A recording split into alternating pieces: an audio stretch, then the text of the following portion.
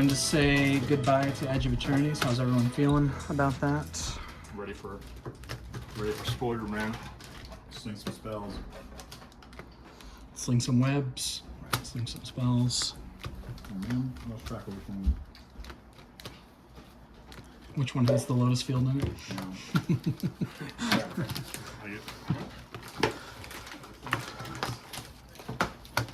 think I've ever had this. I mean, as Walsky would attest, they are the most superior form of nerd. They're really good. They're really addictive. That's why I got the big bag. Woo! Yep. And with that, Let's go, nerd. official Nice. sound of magic. All right, good luck. Sound of summer. Indeed. Well, welcome to the final match of Team Draft LA Edge of Eternity season. Excited to see what we get for our last go at this one. We see Virus Beetle, Selfcraft Mechan, Rayblade Trooper, A few more weeks until. Zoo Effete. A fairly powerful pack. Nothing, no clear bomb to take or anything like that, but it's probably going to be one of these top 3 cards here. So, of these 3, in my opinion, the Rayblade is the most powerful. It could also be Virus Beetle. It kind of depends on your preference, what kind of deck that you want to go for in the end. And so, as I've been saying the last week or two, made a conscious effort to put power and toughness on the board more consistently, and in spots where I'm unsure about a pick, to bias in that direction. However, on second thought here, I know Walsky, the opponent to my left, is very unlikely to play a white-based aggressive deck. And so rather than pass 2 good black cards and then have him cut off black in front of Alex, my teammate, I decided to just pass the Rayblade Trooper and let it make its way through to Alex. Pack 2, we see a Grav Kill, the Timeline Color, Cut Propulsion.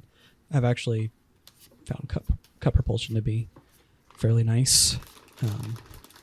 A pretty premium removal spell in Team Draft setting. There's also Is It Memnon, but I'm not quite willing to get to commit to that quite yet, especially when there's just a nice Grav Kill follow-up. Pick 3, I am really, really high on Perigee Beckoner. Brutar is pretty solid too. Seed Chip Impact is very good, but I think I'm still going to take one of the black cards. And having just taken a removal spell and being swayed by previous drafts where I barely saw any Perigee Beckoners, and my mindset that power and toughness are king and queen in this format, I decided to go with the Beckoner there over Depressurize. Pick 4. The only black card is a Skittermaw. We see a second Memnon there.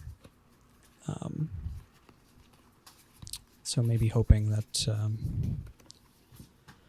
Walsky isn't getting too hooked up into an Is It deck here.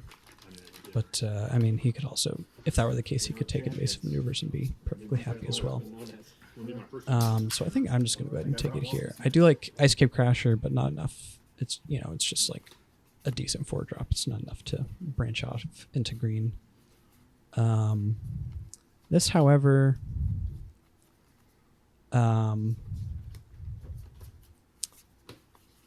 Close Encounter, I was trying to read with the card name. I do think Close Encounter is a very powerful removal spell. If you'll remember last week, I took a Rescue Skiff pretty highly. I think even I think about in this same position. But once again, I'm swayed by the fact that Wolski's probably not going to take it, and there's a decent chance that Alex, beyond him, has gotten into white, and so if he really wants a rescue skiff, he'll probably get it, and I'll be just fine with that. Pick 6 is a Hull Carver in black. There's a command bridge, Lost in Space, or Plate Pangolin. None of this stuff is very inspiring. It's kind of between the Hull Carver and the command bridge. I think Hull Carver is okay. It can be very good in certain matchups, but I take the command bridge here. I think it's more important this early in the draft to be open to splashing a bomb that I might have to take in a future pack. Pick 7. Things are really drying up here. Oh, I want to go back to my pick 1, Zoophyte over Virus Beetle. I do really, really like Virus Beetle, of course. It's like one of the best commons in the set, one of the best black commons, etc. I do think Zoophyte, though, they're not, they're not the most powerful, though. If it dies the turn it gets played, then it's really bad. I do still think that it's a 3-mana 2/3 that requires immediate attention by the opponent and has the potential to get out of hand, whereas Virus Beetle is just like, something that I'm happy to play, of course, but it's not going to take over the game by any means. So I go for the higher ceiling of Zoophyte in that situation. Okay, back to pick 8. I think the Light Jammer is probably the most powerful card here, but that's not really saying much. I'm not a big fan of either of those red cards. Maybe Starfighter Pilot is the best card, but I decide I'm in the dark here. I don't know. There's nothing there worth hate picking. So I'm just going to send the signal that that black is cut off here, or Plate Pangolin. Pretty clearly the most powerful card. So just take it and then stay flexible with the nutrient block. Don't really care about any of that other stuff.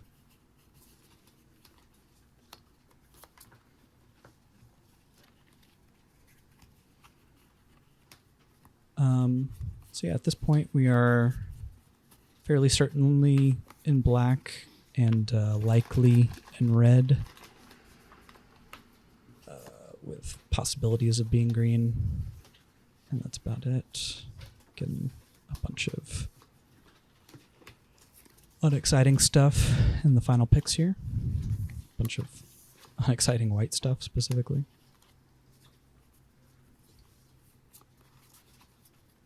And that pack went okay, I think. Kind of the way a lot of pack 1s in this format have gone, where you kind of just end up with a pile of mediocre to good cards, and then, hopefully get some clear signals getting into the second half of the draft here. Pack 2, we see Gene Pollinator, Cryogen Relic, Zookeeper Mechan, Gigastorm Titan, Dual Sun Adepts, and Emissary Escort as lots of viable picks here. As I said, there are kind of the same thing here. There's 2 decent blue cards. I think Zookeeper Mechan is nearly on the power level as the Cryogen Relic, and in a color that I already have some solid cards for. I think Emissary Escort can be good, but it requires a little bit more of a build around. Also, getting past 2 of the Memnons in the previous pack makes me feel like Sean to my right is not in Artifact specifically, so passable stuff there. There's a 3rd Memnon, which again I'm okay with passing. There's a Cut Propulsion, which could be good. Wormtail Sweeper, Wormwall Sweeper, I would probably put in the deck. Same with the Graph Pack Monoist, but the Sarima seems too much of a power outlier not to just take here, and who knows, we could even see, like, if Alex declined the to get into white, then we might see some good white picks coming back through here the other way. Pair G Beckoner and Zookeeper Mechan are, I think, the most powerful cards here. Bombard's okay. Couple of decent green cards. Cup Propulsion's fine, like I was saying. But I do think it's one of these top two, and I decide not only is black my deeper color at this point, I do really like the basically the 6 power that it immediately adds to the board whenever it gets played. It's really helpful if you ever want to station a spacecraft, for example. Pick 4, we got the Cov Landseeker. As a pretty clear pick to me. I'm a huge fan of it. Great evasive body. 2 for 1 with the possibility of fixing mana for a splash or such. Pick 5, we see a bunch of black here. But Orbital Plunge kind of on the same level as the Cov Landseeker. Pick 6, we get another chance at a Hull Carver as well as a Nebula Dragon. Not a huge fan of either of these cards, honestly.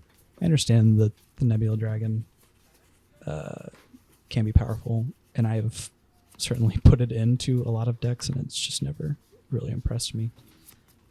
So often, it sits in your hand for a turn or two while you try to get to 7 mana, and then by that time, the opponent's board is just full of X4s. So I decided to shore up my curve a little bit.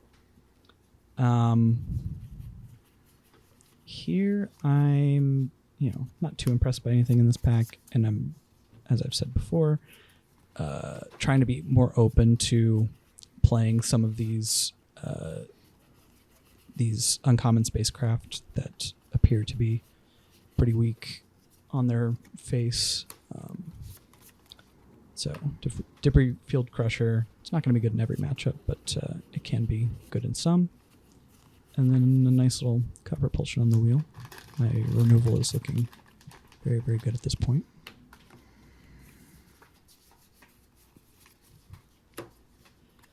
And through all that, we've pretty much locked into Rakdos. There is some possibility of splash with some landers and a command bridge, but I don't think I've seen anything that I'm particularly excited to splash at this point. So we're just going to stick with the base 2 colors for now. Thinking about whether I should pick a flyer, but as you can see, it's just impossible to hate pick all of them, so stay in my lane. The mental modulation ended up being pretty huge for Sean's deck. It was kind of a beating every time he played it. Did some good work.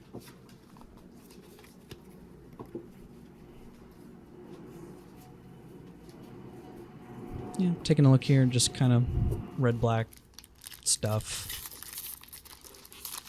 Decent curve. A little bit of value here and there. Some good removal. Team draft deck. Final pack of the season. We see another Cov Landseeker, which I would be totally fine taking here. Lit Meditation. Yeah, that's kind of a miss.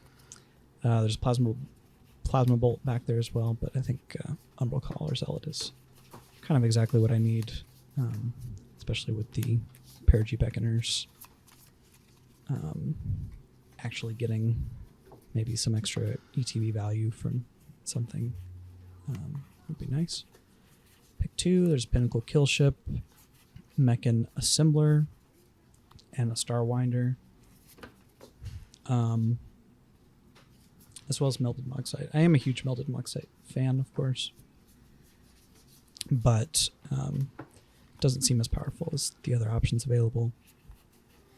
I'm taking a look here to see if I have enough of an artifact density that the blue mechan would be worth splashing, and kind of decide that it's not worth it, especially when I can just take Pinnacle Kill Ship. Just always happy with the first copy of that one in most decks in this format, and I don't have one yet, so just go ahead and grab it. Same thing. There's two. The Starwinder has also performed really well. There's been a lot of them in the team draft pods this season, and it's been a problem for sure. But there's two good blue cards there, so really nice Terra Pack Intimidator pickup. Big fan of that one. Fits in with my game plan really nicely. And we see another Zookeeper mechan. Happy to snap that up. That's going to make my 4 drops coming down on turn 3 even more likely, which can just win the game sometimes. Turn 3 Covland Seeker. Turn 4 play something Cracklander, ramp into something bigger, like for instance Perigee Beckoner.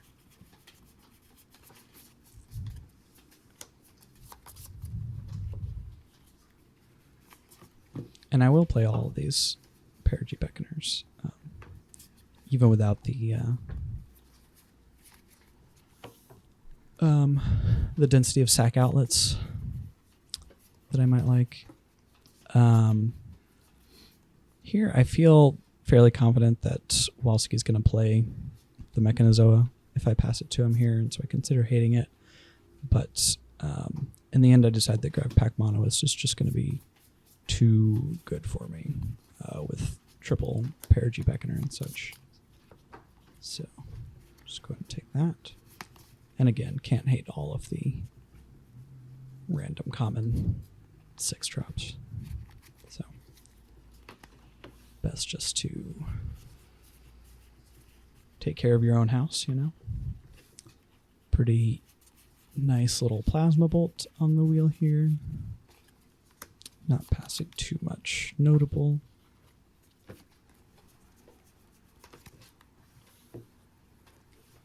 And coming up to the end of the final draft here, and really, really excited to see this Melted Moxite wheel. I should have made a better mental note that I was passing Biosynthetic Burst there.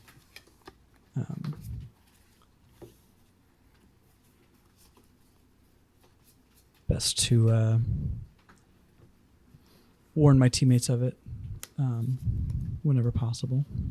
Whenever it seems like there's a good chance that it's going to be played.